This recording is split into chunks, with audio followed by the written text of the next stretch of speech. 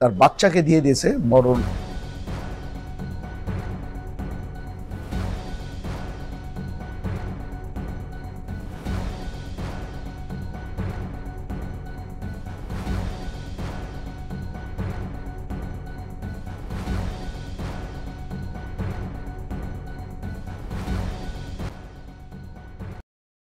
জুলাইয়ের যে আন্দোলনটা, এটি আমি বলবো যে বাংলাদেশের জন্য এই এরকম একটা আন্দোলনের জন্য বাংলাদেশের প্রতিটি নাগরিক 17 বছর ধরে অপেক্ষা করছিল আমি বলবো।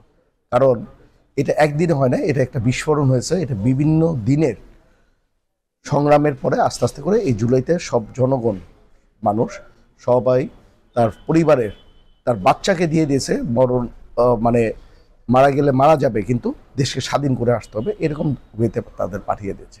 আসলে এটা বাংলাদেশের যেভাবে করে নাগরিক অধিকার, আপনি ভোটারের অধিকার বলেন অথবা নাগরিক অধিকার, মানুষ একটাই স্বচ্ছন্দে বের হবে অথবা কিছু করবে, কোনো কিছু করার মতো উপায় ছিল না। আস্তে আস্তে করে মানুষের এই বিস্ফোরণটা হয়েছে। এই বিস্ফোরণের মাধ্যমে একটা জিনিস দেখা দিয়ে গেছে যে অন্যায় যদি কেউ করে, এটা টুডে অ্যান্ড টুমরো তার এটা শাস্তির আওতায় আসতেই হয়।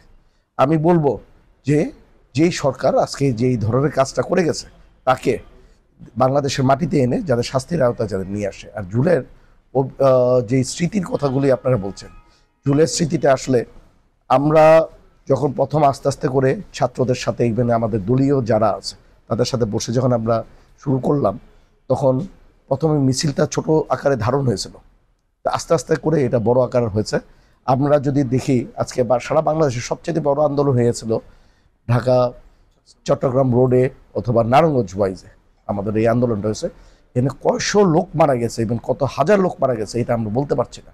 একটা সময় ছিল হেলিকপ্টার দিয়ে গুলি করছে, কিন্তু তারপরও আমাদের নেতাকর্মীরা অথবা ছাত্ররা, জনগণরা রাস্তা ছেড়ে যায় না, কারণ তাদের একটা কথা ছিল যে আমরা মরতে রাজি, কিন্তু সরকারকে পতন আমরা দেখতে চাই। আজকে এত আন্দোলনের পরেও আমি বলবো যে আমাদের দেশটা ওইভাবে করে স্বাধীন হয়নি। কারণ আমাদের স্বাধীনতা আমাদের তখনই আসবে যখন আমরা মৌলিক অধিকার হিসাবে যখন আমরা ভোটের অধিকারটা পাবো। এটা আসলে আমাদের একটা প্ল্যাটফর্ম ছিল, ওই প্ল্যাটফর্মের মাধ্যমে আমরা বিভিন্ন জায়গায় আমাদের তখন ভিপিএনের মাধ্যমে আমরা ওই প্ল্যাটফর্মগুলি আমরা ব্যবহার করেছি। তাদেরকে একটা টাইমিং দিতাম যে এতটা সময় আমরা সবাই একটা এই স্পটে থাকবো, এই স্পটের থেকে আমরা এইভাবে করে মিছিল করব। আমাদের ওই প্ল্যাটফর্মগুলি আমাদের আসলে অনেক বড় একটা কাজে দিয়েছিল, যেটাতে আমি বলবো আমাদের দলীয় ছেলেপেলেরা যারা আছে, দলীয় নেতাকর্মীরা আসছে, প্লাস হলো স্টুডেন্টরাও তখন আমাদের সাথে, ইভেন বিভিন্ন মাদ্রাসার স্টুডেন্টরাও, ইভেন কলেজের ছাত্ররা, ছাত্রীরা, ইভেন নাগরিক আমি বলবো হলো সুনাগরিক যারা যারা সচেতন নাগরিক, তারাও আমাদের সাথে ওই প্ল্যাটফর্মের মাধ্যমে ঢুকে গেছিল। এবং তারা ঢুকে তারা দেখা যাচ্ছিল যখন আমরা যখন অল্প সংখ্যক মানুষ যখন যাচ্ছি, তখন আমাদেরকে দেখে আবার উৎসাহ বেড়ে আরও অনেক মানুষজন আস্তে আস্তে করে এভাবে করে চলে আসতেছিল। আসলে যারা আমাদের আন্দোলনে ছিল, ইভেন এই আন্দোলনে থেকে অনেকে আহত হয়েছেন, অনেকে নিহত হয়েছেন, তাদের সাথে আমাদের দেশনায়ক তারেক রহমান সাহেবের একটি কথা যে আমাদের দলীয় যারা আছে আমরা যাতে সবসময় ওদের সাথে যাতে থাকি, ওদের সাথে থেকে যাতে তাদের যে নিহত হয়েছে তাকে তো আর আমরা ফেরত আনতে পারবো না, অন্তত তাদের পরিবারকে যতটুকু পারে আমরা, দেখেন আপনি ঈদের সময় বলেন বিভিন্ন সহযোগিতা করেছি, ইভেন তাদের আমরা চেষ্টা করছি যে আমরা দলীয় ওয়েতে একটা এরকম করার জন্য, তাদের জন্য একটা ফান্ড ক্রিয়েট করার জন্য, যাতে সারা বছর যাতে তারা কিছু না কিছু যাতে তাদের পরিবারকে চলার জন্য যতটুকু দরকার আমরা মোটামুটি একটা সহযোগিতা করার জন্য চেষ্টা করছি। আর যারা আহত হয়েছে তাদের চিকিৎসার জন্য আমাদের দলীয় ওয়েতে একটা সুন্দর করে আপনাকে দেখবেন একটা সেলের মতো করা হয়েছে, এবং গেলে তাদের যতটুকু চিকিৎসার দরকার, ইভেন উইদাউট এনি মানি তাদেরকে চিকিৎসার জন্য আমাদের দলীয় ওয়েতে আমরা সবসময় এটা চেষ্টা করি যাতে তাকে সুচিকিৎসাটা যাতে আমরা করে ফেলতে পারি।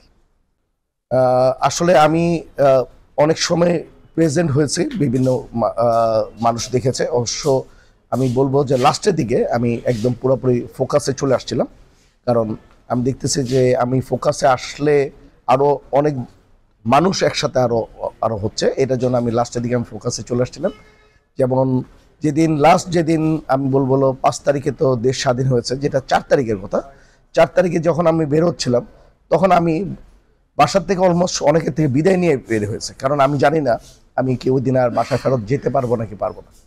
কিন্তু তারপরে দলের কাজের জন্য, দেশের কাজের জন্য ওই জানকে বাজি রেখে আমি ফিল্ডে নেমে গেছি। তবে একটা জিনিস কি, যখন নারায়ণগঞ্জের শহরে যখন আমি এসেছি, তখন অনেক আমাদের নেতাকর্মী বলেন, অনেক নর্মাল জনগণ বলেন, সবাই মিলে তাদের একটা মনের যে আশাটা ছিল, তারা বুঝাচ্ছে যে ওরা চাচ্ছে ওই দিনই সরকারকে নামিয়ে ফেলার জন্য। অনেক তাদের মনের আগ্রহটা এরকম ছিল।